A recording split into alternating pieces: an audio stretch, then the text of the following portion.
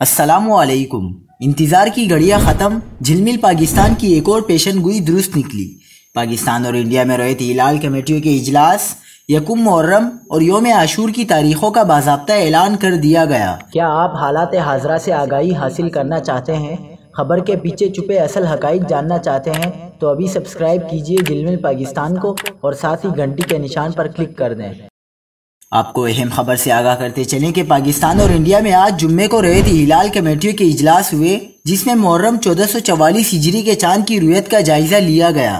جھلمل پاکستان کی پیشن گوئی کے عین مطابق آج پاکستان اور انڈیا میں مطلع ابرآلود تھا، جس کی وجہ سے چاند نظر آنے میں مشکلات پیش آئیں۔ پاکستان اور انڈیا کی رویت ہلال کمیٹیوں نے یہ اعلان کیا ہے کہ آج جمعے کی شام کو پورے ملک میں کہیں سے بھی چاند نظر آنے کی کوئی شہادت موصول نہیں ہوئی، لہٰذا کل 30 جولائی ہفتے کو 30 ذی الحجہ ہوگی، جبکہ یکم محرم 1444 ہجری 31 جولائی 2022 اتوار کو ہوگی، اور 10 محرم یعنی یوم عاشور 9 اگست منگل کو ہوگا انشاءاللہ۔